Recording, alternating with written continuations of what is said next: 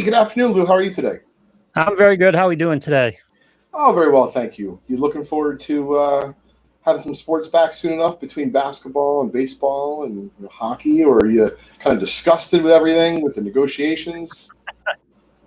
No, I'm not. I'm not disgusted at all. I'm just curious whether any of this is actually going to happen. Now we've got players backing out, and we've got these spikes to deal with, and it's still kind of up in the air whether it's all going to happen. It's kind of up in the air whether the NFL is going to happen at this point, at least starting the season. So I'm just curious to see how this all plays out at this point. I'm hoping they get that 9 weeks of baseball in. That'd be great.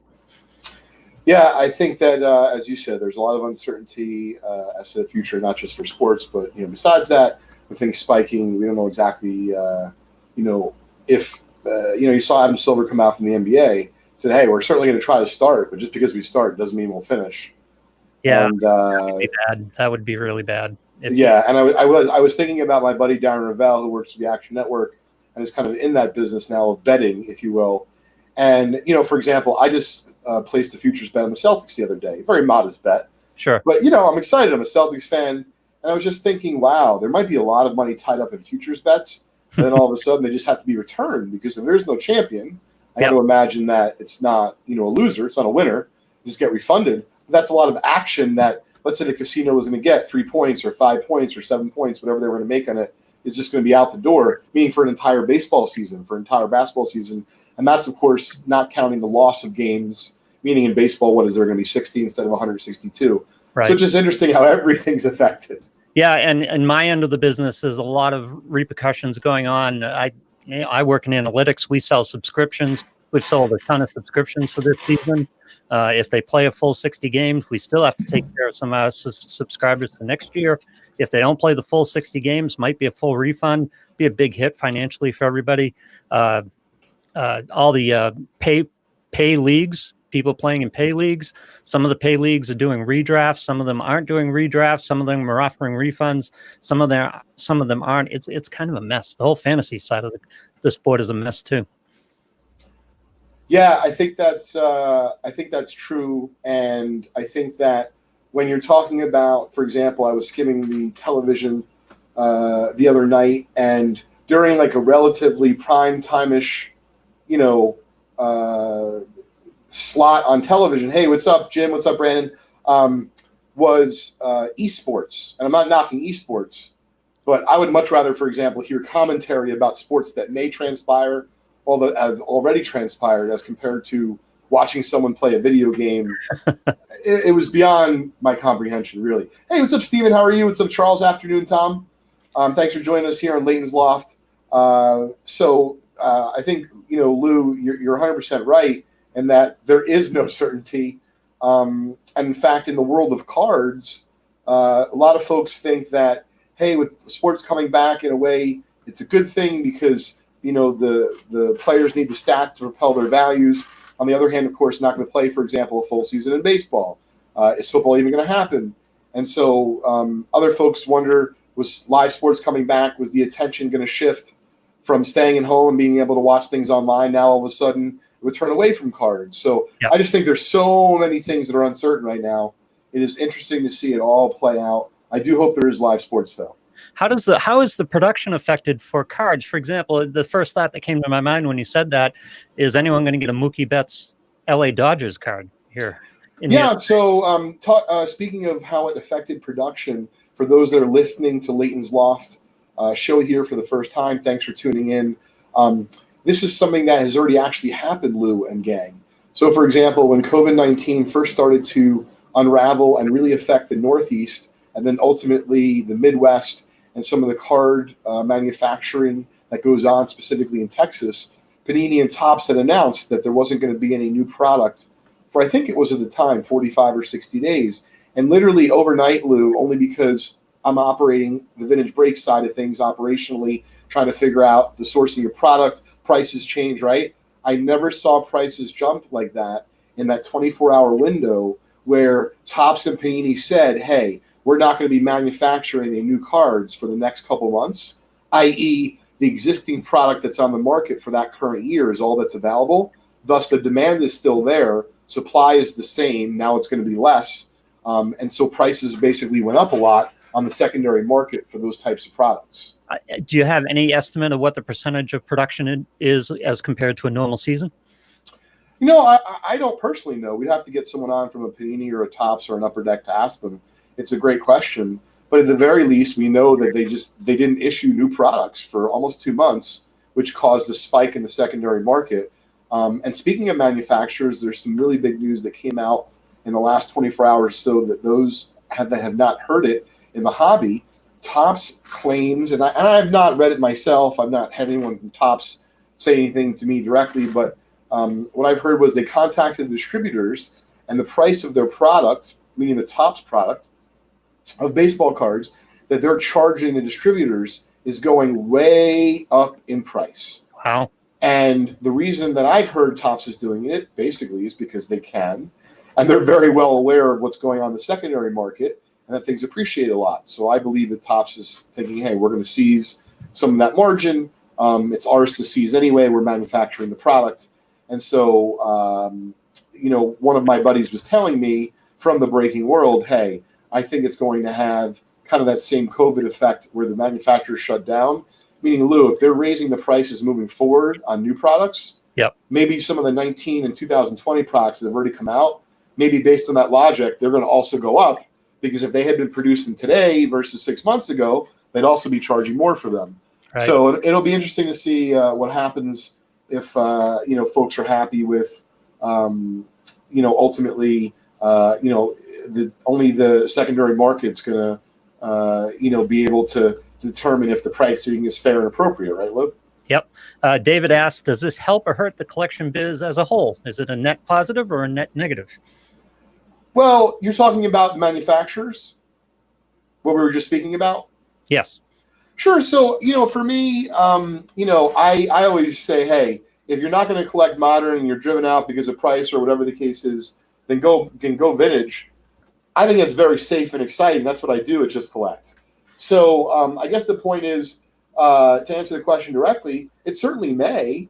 It may cause someone to spend less. It may cause someone to spend more to get the same amount. But I suspect that folks, their budget is not really going to change. Their purchasing power will. So if they're able to buy 3 boxes of Chrome Baseball normally, they might only buy 1.5 boxes or 2 boxes.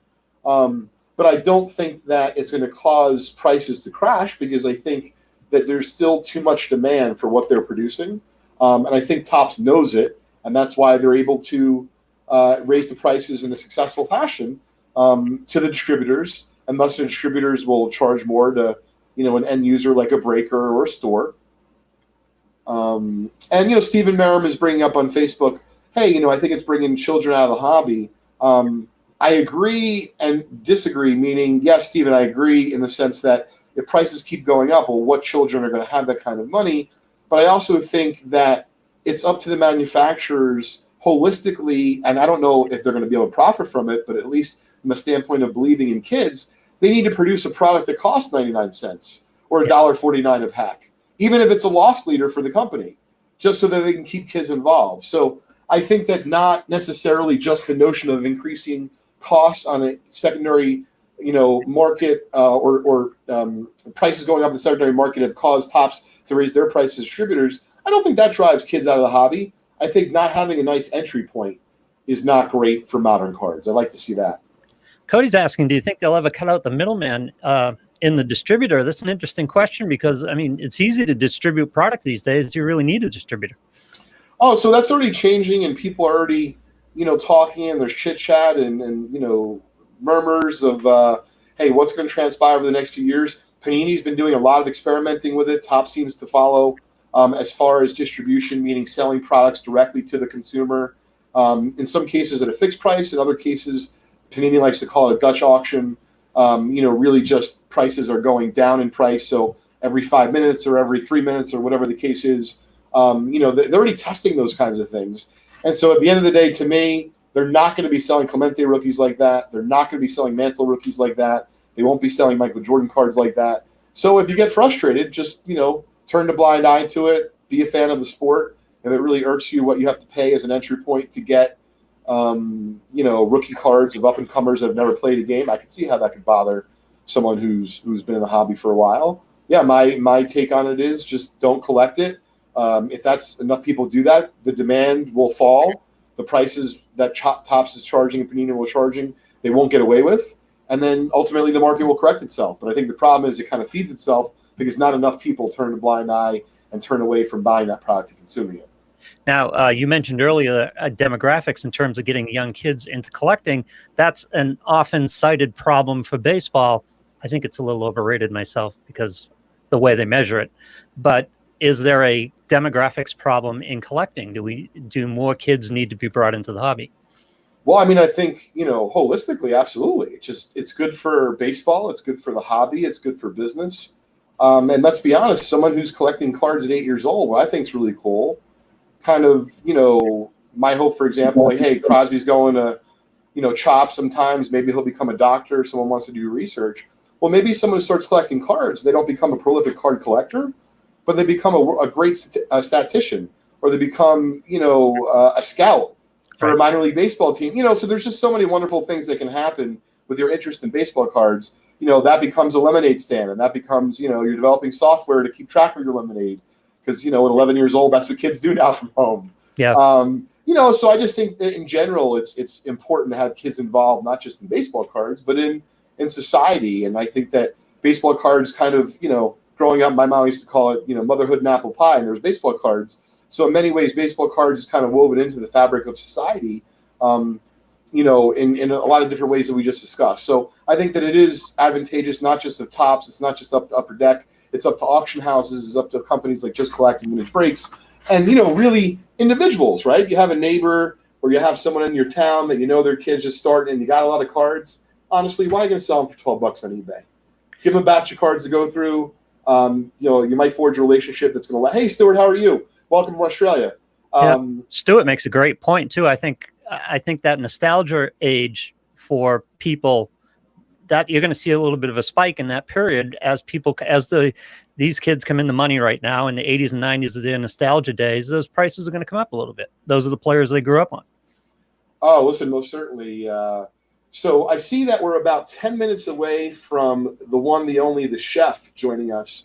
And so, before we talk to him in just a few, I wanted to thank everyone again for joining us today here at Leighton's Loft with my good buddy Lou. And I know a lot of Vintage Breaks folks are watching us. Some folks that are following Just Collect on Facebook. We appreciate that as well.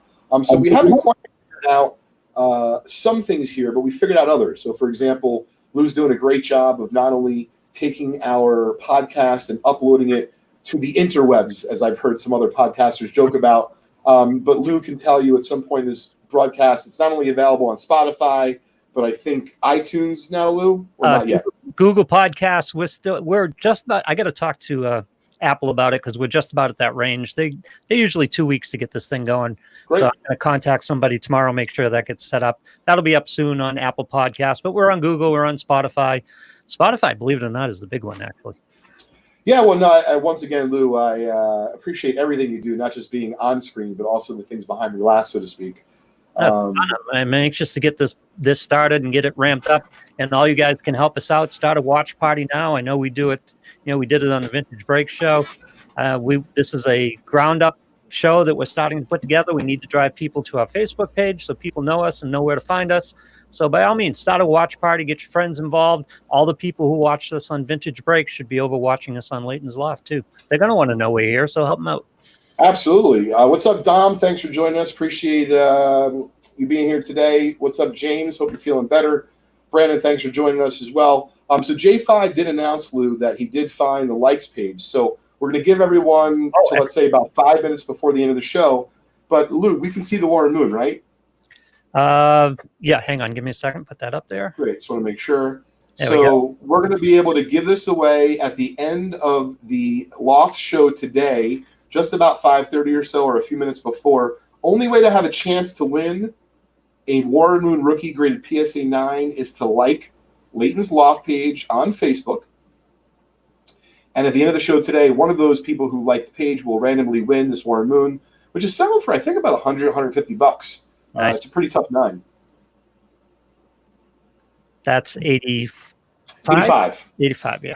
Now, while you had the screen there, I'd love to show off a beauty. So I'm meeting a buddy of mine later on, and I have some unopened to drop off. Somehow I've maintained not opening this. Just check out one of the beauties I'm giving him. It's a 1970 Topps basketball tall boy. My guess is if we listed this on the site, it would be gone in 2 seconds. But we're not going to be able to do that. Oh, okay. No, he's bought it. It's for his collection. Yep. But it's 1970 Topps basketball tall boy. It is possible second year Kareem Abdul-Jabbar. Mm-hmm. Yeah, so Arnie was dropping in there. Speaking of Warren Moon, it was really great having him on. We're hoping to have, we're basically working on a segment right now with Warren Moon and his people. Right, I want to talk like I'm a hip, guy working with the agents. So Moon was happy with everything that happened, and we're working on, Lou, a little short 3-month engagement where once a month for the next 3 months we're going to do Moments with Moon. And, we'll be talking about not just things, of course, card related, but things related to football. And then, of course, if the football season ends up that we're able to play, it'd be great to have his kind of feedback as rookies develop, because I was talking to his agent about that, to kind of get his feedback about, hey, directly from Warren, who do we think he likes out of the young kids coming into the NFL? Hey, what's up, Ryan? Warren's going to join us on Leighton's Loft at some point, right? I got to keep politicking for this. Oh, no, I like that you do that, Lou. I got to work that in there. We are going to have Darren Ravel on as well. I was really, because I like Darren Ravel's tweet today. He was, if anybody doesn't know, it's Bobby Bonilla Day. I know. Oh, I loved it. Yeah, I was gonna retweet it later. Lou, why don't you tell everyone what it was about in regards to Bobby Bonilla? I forget the numbers, but Bobby Bonilla is still being paid by the Mets. He gets paid every July 1st. And I think he's got 18 a ton of money left to go, but he gets a million something every July, and Bobby Bonilla is still on the Mets payroll. And we look forward to Bobby Bonilla Day. And it was Darren Ravel's tweet today that I liked and retweeted. So I was thinking of him, and we got to get Darren on the show. Yeah, I think that's going to be a lot of fun. I want to show everyone another pack that I'm giving my buddy later. 1971 Topps Baseball Wax Pack, 4th Series. Check out this beauty. These are not easy to find. Can I go back to the 70s basketball for a second? Is that the one with the white oval, the white border that's kind of oval? It's the second year. Oh, that's 69. Okay. Oh, so because I have... It's funny, you go through all these sites and they always put the Kareem Abdul-Jabbar rookie up there. Yeah. That's worth an amazing amount of money right now. Actually, I agree. Yeah, and I remember playing on the floor with those cards. I had like a half a dozen of them. And it's, playing basketball with tinfoil, with these cards and just ruining them. Yeah, those hurt. Those hurt really bad. Well, listen, I know we have just a couple minutes here before Chef comes on. So one of the things I wanted to show off, just got this beauty in. Trout is all the rage, especially if you're collecting modern baseball cards. 2011 update, Cognac Diamond Anniversary, update rookie PSA 9, Things of Beauty. So we're not sure if we're going to sell that privately. We're going to do this part of a hit random. Maybe we've had some interest. But I wanted to let everyone know about that. But I wanted to cover something, and then we'll get Chef's opinion on this as well. So 2 things. One of them I posted about in or on Leighton's Lost Facebook page. So it was in regards to Gary Vee posted something. I just kind of reposted it. And it was how you make your money versus how much money you make is really important. Or maybe he said it more eloquently. But it's absolutely one of the reasons why I'm not only an entrepreneur, but I do it in a field in which I have a great passion for collecting and for cards and for sports and for memorabilia. And so there is no doubt it is not a fast road, meaning you can absolutely take the highest paying job, let's say after you receive your undergraduate degree or that first internship or whatever the case is. And it's very, very difficult to turn down the higher or the highest paying job, especially if you want to get the F out of your parents' house, right? Or you want to go to Europe for 6 months after you graduate. But my advice is to, at the very least, always try to roll the dice and try to do something that you're going to have a passion for, because those difficult days when you're not feeling well, or you feel like you should be paid more, let me tell you, they still happen for me, even though I work for myself. But that's the deal. I literally looked at my desk this morning. I'm going to show everyone, and this is not an exaggeration. So these are just some cards I had to go through, and I'll give away a couple today on the show. But Lou, I was feeling a little overwhelmed. I had a lot of stuff to do this morning. And to be honest with you, stuff I don't really like to do. Yep. Meaning, I got to reply to this email. I got to make this call to double check they received the insurance payment. I'm making it up. But you know what I mean? Like that, That's just to do stuff. Right. And you know what? After a few of those things, I took a step back and I said, what else do I have to do today? Oh, I want to go through this new collection I bought. And honestly, this is why I love it. Because this is my job, is to go through vintage baseball cards, figure out which ones to grade, figure out which ones to sell, or which ones to put in a set, or whatever the case is. I try not to take it too seriously, in the sense that, yes, I like to make a profit so I can stay in business. Yep. And, make sure that I have a place to live when I go home, and my wife's not telling me, look for a different place to live. Yep. But all kidding aside, you can absolutely focus on the highest paying jobs or gigs that are out there. But for me, my advice would be to focus on how you're going to make your money. Yep. And even if it means you're going to be an aspiring writer, or, you want to open up your own coffee stand, whatever the case is, there's absolutely nothing wrong with, tell the story, and then we'll get to chef in a minute. I told my wife, we saw, and I don't want to name names, right? But we saw someone that used to work in my son's school as an assistant. She was working at the supermarket. And especially in COVID, right? It's a little, right? You're wearing the mask, you're behind the glass, the whole thing. And I haven't done very much. And my wife is like, I feel bad for her.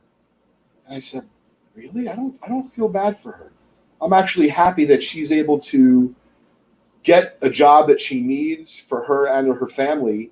I treated her like there was nothing out of the ordinary about her being there. Try to ask her how her summer was going. How's everything, how you're dealing with everything.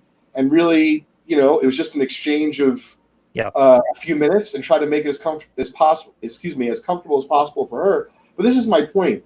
Who the fuck am I to judge her or anyone else that goes out to get a job because they're working at the supermarket, or they take out, or they work the trash route, but they have good benefits. They don't tell their buddies because they're ashamed of it. Let me tell you something. Those days for me stopped long ago, because I know, and I just told the guy the other day at the quote unquote tennis club where I play, he's like, I'm meeting, like, I haven't seen you around before. What do you do? And I try to kind of keep it simple, but I also set him up.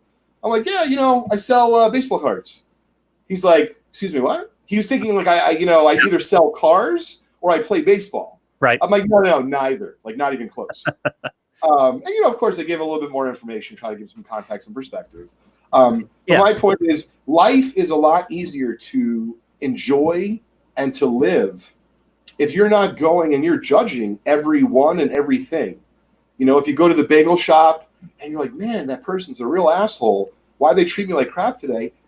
They might have had someone die in their family. They could be sick themselves, but they had to drag their ass to work because they're worried about losing their job. So I just try to keep everything. And believe me, I'm not perfect at it. But, last Wednesday, for example, I missed my show. Believe me, I wanted to do it. I talked to John. Hey, do you want to do the show? He goes, Leighton, it's not really my show. And I was very ill. Since then, I've been eating better, and I feel better. I've been playing some more tennis. And I just realized that beyond mental health, physical health is really important. And this is my point. I don't really, I try not to judge. I didn't judge that really nice woman from the supermarket. And I hope that she actually gets so many hours she gets overtime. As far as I know, it's time and a half. And maybe that money will take her closer to the goal that she's trying to reach, whatever that is. And I think that we as a society, especially with COVID going on, believe me, how easy it is to judge right now. I could lose my mind about someone not wearing their mask properly or in this spot. You know what I'm doing? I'm not. I'm deciding for myself and my family how I'm going to protect us. And I'm being honest. If someone or something or some situation makes me feel uncomfortable, I simply just veer off diagonally or in a different direction, or I don't take part. I don't make a scene, right? I'm not looking to throw watermelons at someone in the supermarket or be on the nightly news because, someone lost their mind because I talked to them the wrong way. Just, you stick up for your family and your health and the safety of them and the people around you. And I think that's the best way to go about it. Now, part of this is approach too, because it's not necessarily about the job. It's funny you mentioned bagels, and where I live, we have this bagel shop. It's really great, and you go in and you could look at the guy and says, "Well, the guy sells bagels," or you could look at it. He's got this great shop with these great bagels, and he's obviously got a passion for it, and he loves it. And it's just cooking bagels, but that's his thing. And he gets into his thing, and there's nothing wrong with that. Anybody who has passion for whatever it is they're doing, that's great. That you don't look down upon them. Guys who fix cars for a living, nobody looks down upon them. If they enjoy the work, if that's their thing, if they love working on cars, you can find it there. You can find it at the ballpark. You can find it with baseball cards. You can find it with bagels. Ted's coming on. Chef Ted's coming on in a minute. He loves to cook. Right. Some people look at a cook. What's a cook? But cooks, when they have passion, it becomes something special, right? Yeah, and once again, more along the lines of not judging, even if it's not something that you like. Wonderful to support your fellow man and woman to their pursuits of what makes them happy. And so if we were told by our government, respectively, this is what you had to do for a living, and you had no choice, I think a lot more of us would be unhappy.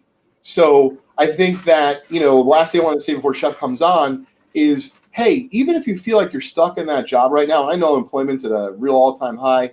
Let's just say, you're fortunate, you have your job, but you don't like it. To me, I can tell you exactly how I got more heavy into baseball cards. It was all a side hustle. Yep. I worked at Roy Rogers. I shoveled driveways. I babysat. I mowed the lawn. Whatever I could do to reasonably earn money for my time, right? I did that. And, I wasn't able to make the Yankees. I really wanted to. But this is a pretty close second, so I'll take it. All right. So to enter into the Warren Moon contest, to get the Warren Moon rookie card that we're giving away, you need to like the Leighton's Loft page. If you've already liked the page in the past, you're entered. So you can relax. If you haven't liked the page yet, you're just visiting us for the first time, go to the Leighton's Loft page and like it. And when are we closing that off? Did we decide? Yeah, at the end of today's show. At the end of today's show. Okay. So there's still time to get in.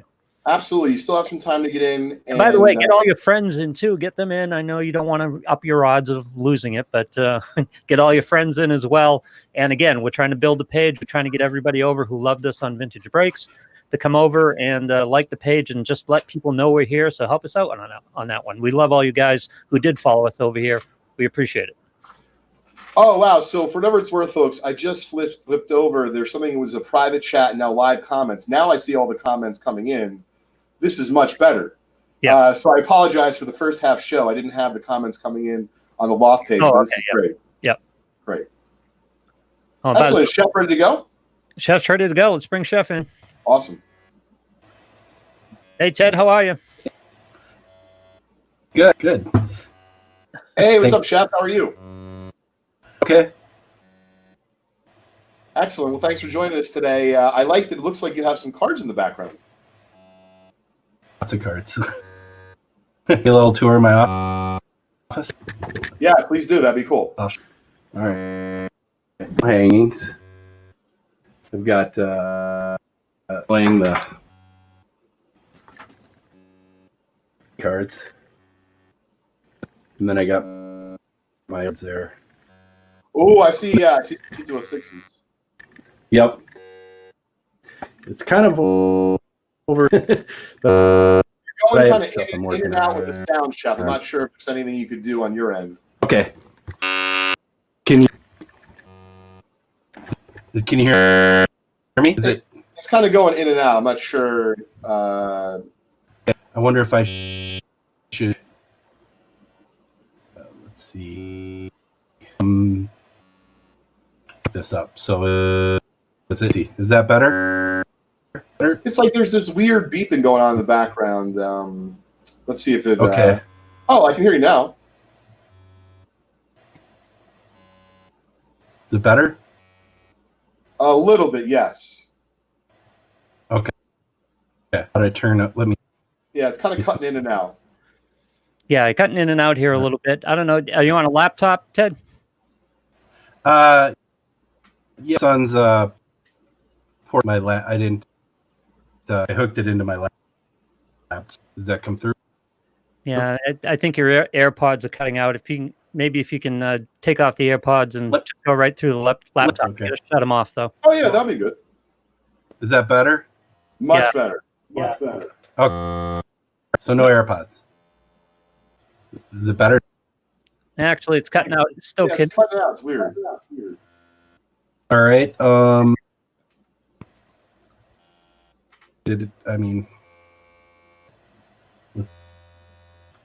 right. Is it better? Let's see. Testing, chef. Can you hear me? Testing. Okay? Yeah, you got Testing. something funky going on. Yeah, you got some interference going on or something. See a cell phone? Uh, I don't know if that's it. cell phone. Okay. Had my son come. I don't know. Hooked up. Yeah, it's weird, Chuck. We can hear every few words, and then it's kind of like a foghorn that comes in. Really? Okay. Yeah, it's funky. Maybe you want to disconnect and come back in, guys. Try that. I try leave. Yeah, why don't you leave the broadcast studio and come back in, and we'll see. If Okay. Yeah, that sounds great. I don't know what's going on there. That's a new one. Yeah, listen, we always got to deal with something, but the fact that I'm able to broadcast during the day, it feels great. Yeah, I love your side hustle idea because too many people discount that when they go into their job every day and they don't like their job. And we all understand that, especially when you're young, you get into things that you don't want to get into, or you go in because you need a certain amount of money and things like that. But you can start all these side hustles on the side, do the stuff you want to do it as a hobby these days with the internet and the gig economy and all this stuff. You can start doing things. I mean, God, that's largely how I got into baseball, just kind of doing it on the side and kept doing it and kept building that into the business. And then, it turns out that's all I'm doing now. Yeah, it's a lot of fun to do that. Oh, it's Definitely, yeah. Something funky's going on. It's not good still. We heard the foghorn sometimes. Sorry. You did? Yeah. Still not working? all right, Ted, we're gonna have to put this off, I think. We'll do some testing during the week, try to figure out what's going on there. All right, let me off and I'll go get see if he can hook me. Yeah, that'd be great. Sounds good. Bye. Keep us posted, Jeff. Technical issues here. Cool. So what I'd like to do, Lou, now, everyone's patience, we very much appreciate it. I see that we have a bunch of folks tuned in on our Leighton's Law Facebook page. Mm-hmm. So let's just say the first person that, Lou, I can see Restream and I can see our Facebook page. So whoever answers first this trivia question is going to win a $50 break credit courtesy of Vintage Breaks. You could check out our brand new website at vintagebreaks.com. A few of the new features that are unbelievable with our new website are our new dashboard, which shows you not only your current breaks, what you're waiting to have actually close out still, but then all of your past breaks and the archive of your videos and the links and such is very valuable and makes the experience a lot better for a customer. So please check that out at vintagebreaks.com. The first person to answer this baseball related trivia question for $50. And for those of you, okay, let me caution people here because these comments are going through a lot of servers and they're going to 2 or 3 different locations and they don't always come up in the same sequence. So you guys, we're doing the best we can here and we got to go with one particular feed over another. So while the sequence may look different on your feed than what we have, we got to pick one and we got to go with it, right? Yeah. Also, a couple other news and notes in regards to the rules. Second, for those that are listening to Leighton's Loft after today, meaning as our podcast and as it's intended, we've already given this away.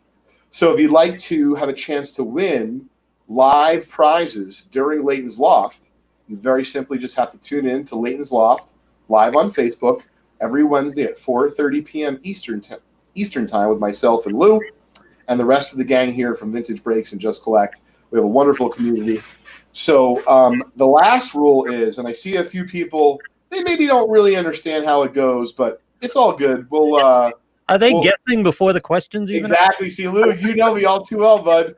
So that's the thing. If you guess before the question, automatically disqualified. So here's the deal. We can see the questions. Ken, thanks for appreciating that. We can see everyone guessing. So once again, we're setting the ground rules. By the way, Bobby Bonilla and Mattingly would have been 2 guesses. That would have been excellent Oh if my you were God. allowed to randomly guess. Oh my God, Logan got it. It's Jed Clampett. How did he do that? So anyway, folks, without further ado, here's our question for today. Through 60 games in 2019's Major League Baseball season, which team had the best record? The reason why we're asking is because this year will be 60 games.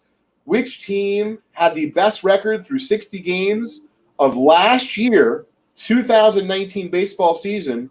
First person to answer correctly will win a $50 break credit to vintagebreaks.com. I believe it's Alan York, unless you see differently, Lou. I do not. Yep, it is Alan York. He nailed it. Yeah, he got it before you, Chris Gill. Alan York was first with a $50 break credit. It was the Dodgers. Did he have the record? Because I'd be really. No, I didn't ask. You know what, Lou? I didn't want to I have understand the whole thing, but it was a great question. And I wanted to say, where is it? Chris Gill was second.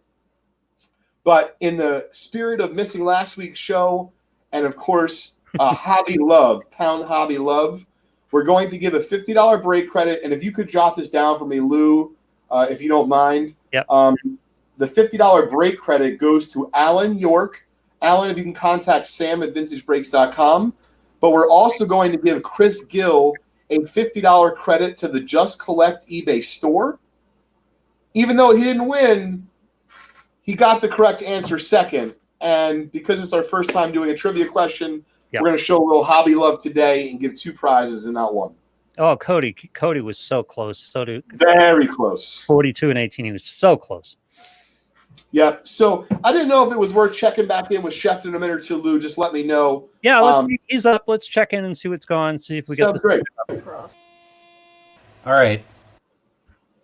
Hey, Chef. Better? Yes, I'm a little bit worried about the foghorn coming in, but I think we're okay so far. I had hooked up. Oh, no. No, we're back. That buzz is back. Okay. Yeah, something funky's going on. I'm sorry. Let's work during the week next week and get that straightened out. Yeah, absolutely, guys. We'll be next week, Chef. We'll figure it out and test it out for the show. All right. Well, thank you. All right. Everyone's looking forward to your comedy routine. I want to see the. I also want to see the collection too. The collection looked awesome. Oh, are you kidding me? Not just for it's good content, Lou, but for candidly for selfish reasons. I'm thinking I'm striking a deal with Chef like live on the air. Hey, Chef, what is that? A Ruth Gowdy? I could use one of those. An on-air trade. That would be awesome, wouldn't it? Yeah. So by the way, just because, and we will have something written formally for the show. So, folks, the Leighton's Loft show, the 1 hour, 4:30 to 5:30 podcast is, if you will, 18 and over. There will be some cussing from time to time. I am a passionate dude.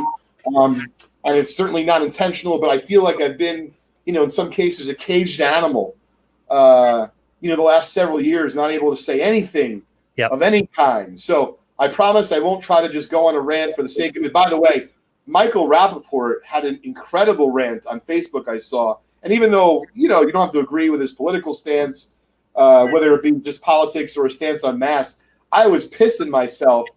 He was, every other third word was F this. It really was fantastic. And so, guys, I'm being honest here. I'm not doing this for the money. I'm not doing this for any other reason other than I love doing this. I'm passionate, and I do think that for me in my life, it's just the truth. I do curse. Yeah, it's a guy's hang. We sit here and hang out and be unfiltered, as Mario says. Yeah, absolutely. So anyway, what I'd like to do is open up a pack on air. I know we're running out of time today. Oh, we got time. Great. So what I'd like to do is to give away a few things. And the first thing is, let me see here. So, Lou, this is just cards I got from a collection I'm sorting.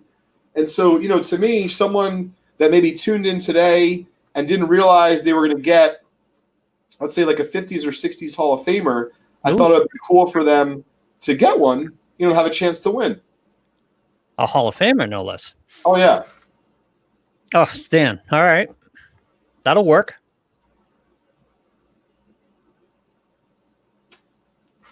So I think what we'll do is we're going to give away the Stan usual. All right. How are we going to give it away? Yeah, very carefully, Lou. So I tell you what, only because we can do it in a very easy way. For this one, I don't know how to give it away randomly on Facebook. So I'm going to give it away randomly on YouTube. And to be fair, right, if we didn't have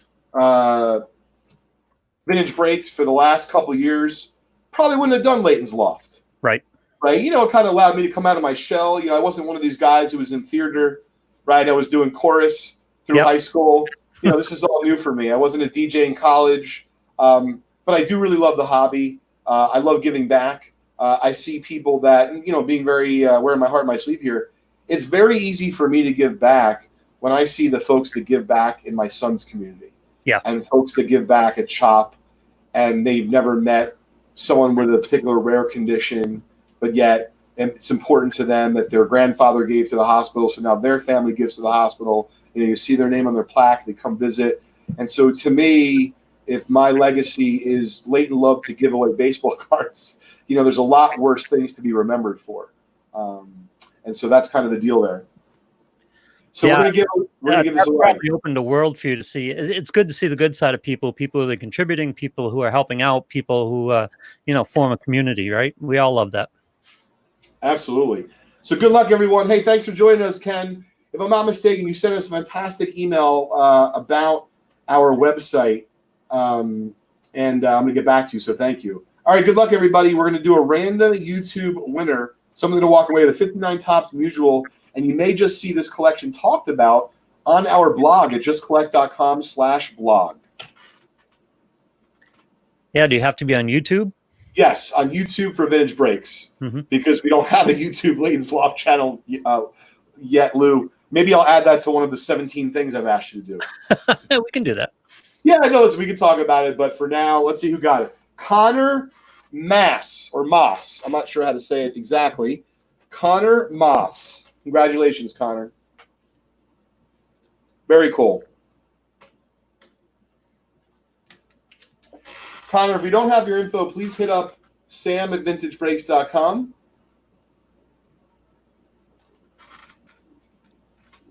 Donald will head over to YouTube and win everything over there. Yep. But you see, though, we're knocking back and forth, because it's not going to be. We want to keep everyone on their toes. Chef Ted came back. You want to give him one more shot here? Let's see what's going on. Absolutely. Connor, congratulations. All right, Ted. How okay, guys? I'm going through the mic on these. Is it better?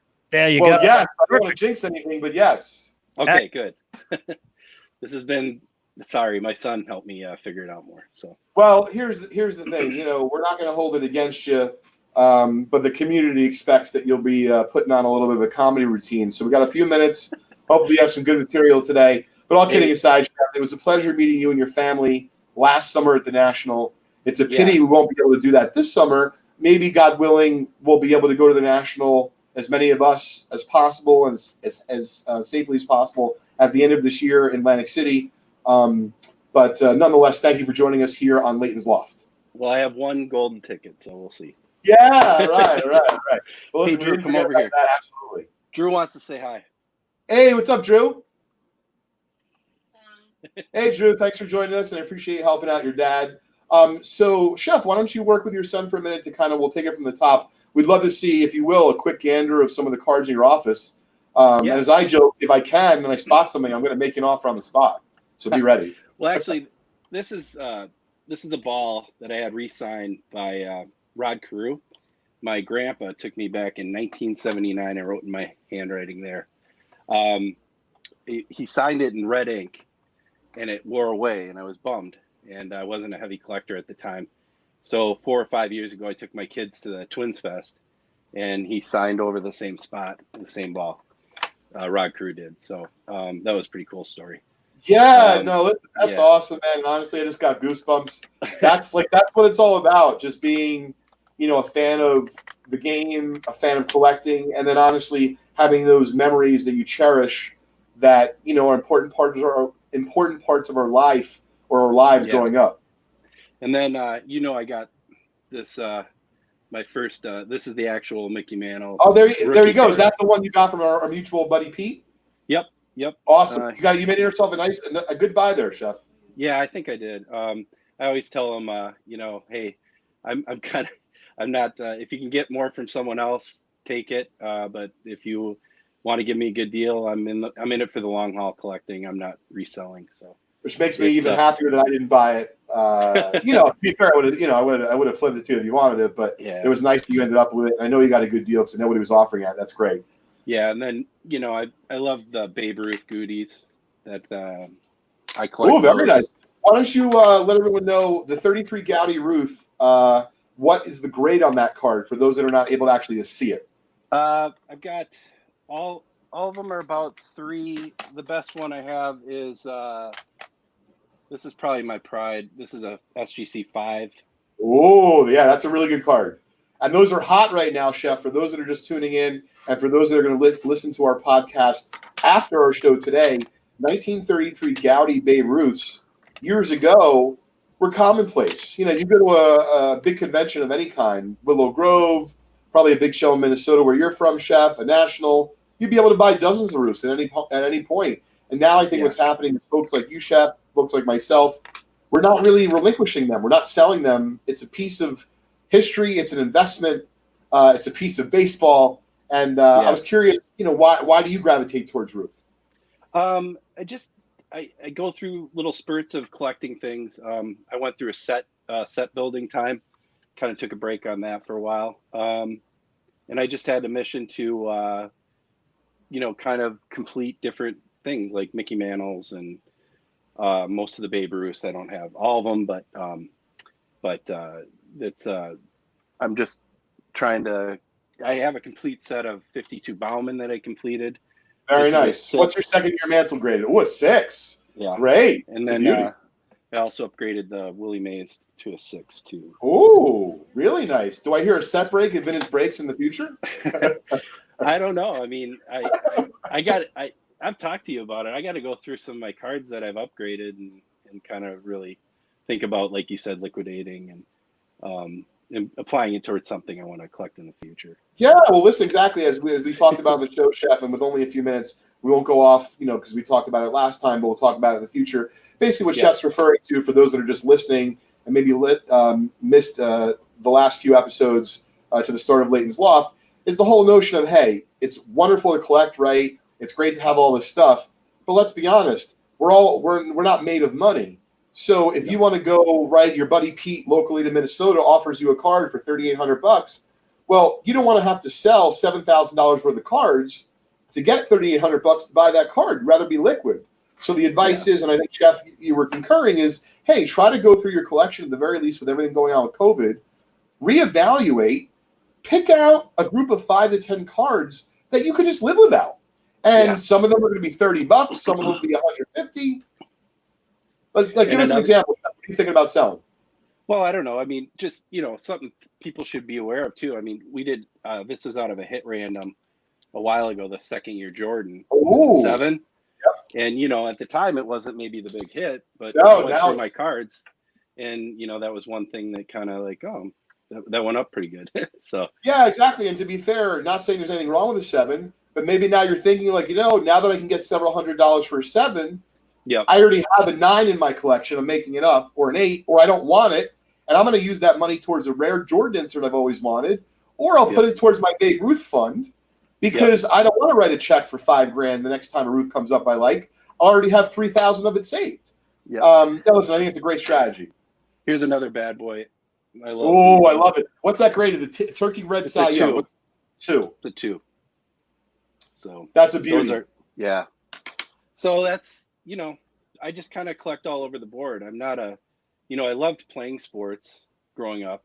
I wasn't a stats person, so that's why I really appreciate the input people have on vintage breaks and the community. And, I want to shout out to everyone and thank you for, I had a real tough time when the COVID thing hit. with my business, and this kind of carried me through, So thank you, everyone.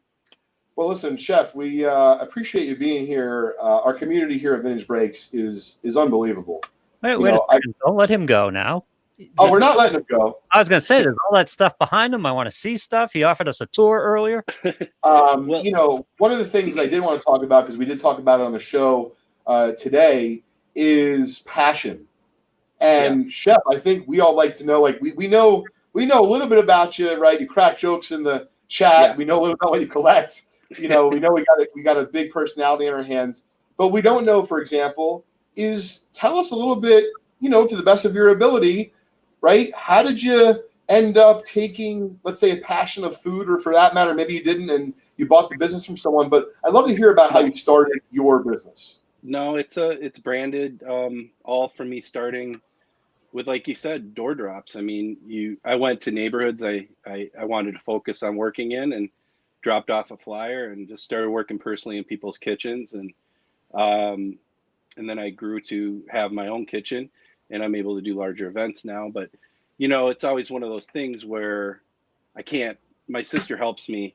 I can't grow my business to be 100 of me. I can only grow as much as my clients will trust, and know that I'll put out the same product that I offer at each party and every party I do. So, it's always been one of those things. I want to make more.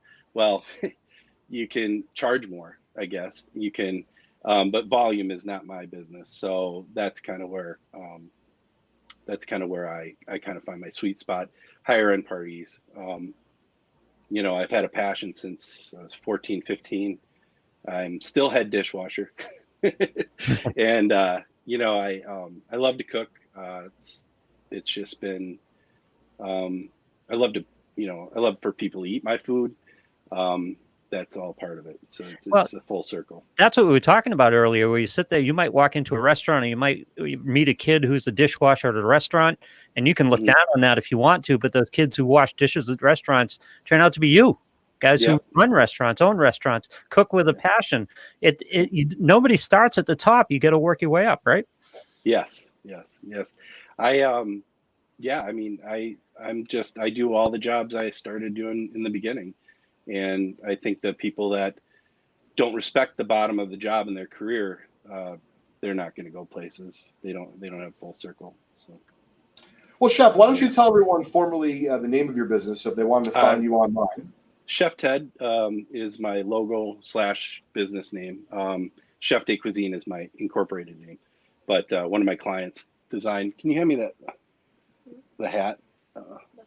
No, that's all right. Anyway, so one of my clients said, "Well, come on, Ted, you got to get the marketing going here, right? You got to have that on hand." There's my logo, Chef Ted. Oh, I expect one of those. Yeah, listen, I dig it. So, Chef, let me ask you a question. If someone was so inclined and wanted to buy your food and they weren't from your area, are they able to do that from your company? No, I'm pretty much local. But I don't really have product that I can ship across. I haven't gone in that route. I mean, I guess if I found something that was shippable and that people really enjoyed it, I would do it. But I do owe some cookies. So well, listen, do me a favor. So here's the deal, right? All kidding aside, man. I love you. The community loves you. If you do make a batch of cookies, I'm being dead serious. I expect to be first. Well, so I want you to send it down. But more importantly, for those that are listening and are doing so after the fact today, meaning they're going to be listening to Leighton's Loft podcast on Spotify or any of the other wonderful platforms that are out there. This is Chef Ted joining us today, and I know Chef doesn't know about this yet. But I wanted to not only have him on to talk about his collection, but talk about his business. I know how hard it is to get to a place where you're able to relax, enjoy your life as an entrepreneur, but then continue to still work. And it's not easy. And I have the utmost respect for you, Chef. And so what I'd like to do, understand that if we could, I would open this up to everyone. We're not going to be able to. So what we're going to do, Chef, is Vintage Breaks would like to give someone in the vicinity you're able to deliver to. To be fair, maybe in the next week you discover you are going to be making cookies in which case, like I said, I do expect Leighton and Vintage Breaks to be very high on the list. Those, what I'd like those will to give ship. is, Yeah. we like to give a family a $250 gift card to Chef Ted. So whether it be they use it towards an event, or it's just, they're going to have some friends over for a barbecue, and whatever the case is, I figured, you're always great at spreading the love for Vintage Breaks. So let us do that for you, locally, obviously. And anyone, however you want to kind of give it away, Chef, just let me know. Of course, if you're part of the Vintage Breaks community and you live in Chef Ted's neck of the woods, you're eligible. So stay tuned. But Chef, I'm a believer in supporting entrepreneurs and local business, and couldn't find a better one than yours. So I'm so excited to join us today. There's a lot of families that have been in need and for food and just good food. So I'll find a good home. So I figured you would, and what I love about it is even the way you said it. You're going to find a good home. Maybe we'll post a picture on the Facebook page. We'll share it on the Loft, and honestly, man, that's what it's all about, right? We're not curing the world's problems here with baseball cards, but the fact that you're able to pursue what you love for a living, and you're able to, as you said, put good food on a lot of different people's tables, and in some cases, some tables that really need it. It's got to be a great feeling, Ted. Yeah, it is. And, like I said, it's, the shows, watching the shows at night have been a great, kind of distraction from everyday stuff that you have to deal with. So we love having you. We love having you along too, as well as the rest of the gang. Can we do a little walking tour here for a couple minutes? I shortened my cord, but I can show. I love these wall hangings. Let's see. Oh yeah, it's great. I mean, like Lou, I could tell you 6 cards that would make Chef an off run right now. So I can't go over there too far, but there's a place online where I got these PSA holders for the wall, and they let everyone know in the chat, Chef. I'm sure some people would like to know. Look at this. Look at this. This is my set. Complete sets. Oh my goodness! If I was over his house, they wouldn't let me leave, or they couldn't get me to leave. I'm working on those. So. Have we seen your prize piece, Ted? Your most favorite piece? Have we seen that one? I showed the ball. All my roofs, really. All the roofs. Yeah, I mean, I've got this roof is nice. Oh yeah, Sport King, really nice. That roof. Yellow. Yep. And the red. Woo. We could have a big 5-figure deal right here live on Leighton's Loft. Green. And then my pride and joy. There you go, 5. Nice. And then this one is just to have, but it's got like 48 leaf. Last regular. Those are still, the 48 leaves are still manageable right now. And then I don't know if Lou saw this is what my latest. Yep. Recent Mickey, which is great. And then I've won quite a few things at with the random hits on Vintage Break, so it's been great to my collection there too. So yeah, that's cool. Well, listen, Chef, thanks for joining us today from Minnesota. Shout out again to Chef Ted and my your daughter, catering business you built up. My daughter has her first hockey game tonight at 6 Central Time. So good luck to Bree. So she'll. It's going to be fun to watch her play. It's been months. So in regard to your contest, I just want to make sure everybody knows Donald's from Minnesota too. Okay. Just want to put that out there. Yep, absolutely. So Chef, keep us posted. But once again, Vintage Breaks is happy to donate a $250 gift card to Chef Ted. Thank you, guys. Locally, the folks starting in Minnesota. And Chef, good luck to Bree tonight in the hockey game. Thanks for joining us. Yep. Thank you. Bye, guys. Bye. All right, excellent. See, I'm glad Ted hung in there. Yeah, no, listen, so am I. So we got a great conclusion of the show today. J5 alert. We want to give away this Warren Moon, and we want to random it. So I want to make sure he's ready to go. Look at that. J5 and the stash is Johnny on the spot as always. Let me tell you something, folks. Without getting emotional, this is very easy for me to do. J5 has basically been running Vintage Breaks. I just work here at this point. And, I'll call in. I'm like, hey, can I talk to J5? Like, late. He's busy right now on the phone. He'll let you know when. And so he's blushing, but he knows it's true. If I'm lucky, he'll call me back a few times before, the afternoon starts. But it's all good, guys. Really appreciate the the team behind the glass, led by J5, Robert, Emily, and Sam, and Dougie. We got Brian coming back, Zay, who we've been in communication with, Scotty, who came by today, and of course, Lou, thank you, and our wonderful Vintage Breaks community. Let's give away this Warren Moon rookie, and hopefully we'll be doing some moments with Moon over the next few months. We'll keep everyone posted. Great. So, Leighton, do you want to roll the dice from your table? Yes, sir. Let's randomize it 8 times. 8 times. You got it. Yes, Vintage Breaks West coming soon to a theater near you, working on the details with Charles G. And Chris Coe, I believe. Yeah, 4. Look at the love for J5 here, man. Oh, yeah. 6, 7. Gonna get Sam a little love too. And the winner is And Nick Doug- Matiachi. Wow, north of the border, it's appropriate. Warren's going home. It's where he started his career, north of the border in Canada with the CFL. There you go. Congratulations, Nick. We'll Congratulations. Nick's been a wonderful supporter of the Vintage Breaks community. And we want to thank Doug too, who's hanging out in our chat and helping us with the people chatting too, and keeping us connected to those people. Thanks, Doug. Great job as always. Ken doesn't like J5 though. He thinks he's a bum. Likewise, Ken. Likewise. All right. I'm out of here, guys. We'll see you soon. All right, J5. Thank you. Thanks, everybody. It was a great show this week, Lou. Yeah, we had a blast, and like I said, I'm glad I'm glad that everything worked out with Ted, and we got it on because it was worth it. We were waiting for it there. Absolutely. Well, we'll be speaking to Stuart and Paul about expanding to Australia. We're talking about going to Vintage Breaks West and Midwest. So we got a lot of great stuff going on here at Vintage Breaks. Wow. Okay, great. And Leighton's Loft, make sure you like the page. Tell everybody who might like this to join us 4:30 Eastern on Wednesday. And have some fun with us here. Absolutely. Thanks, everybody. I'll see you next week.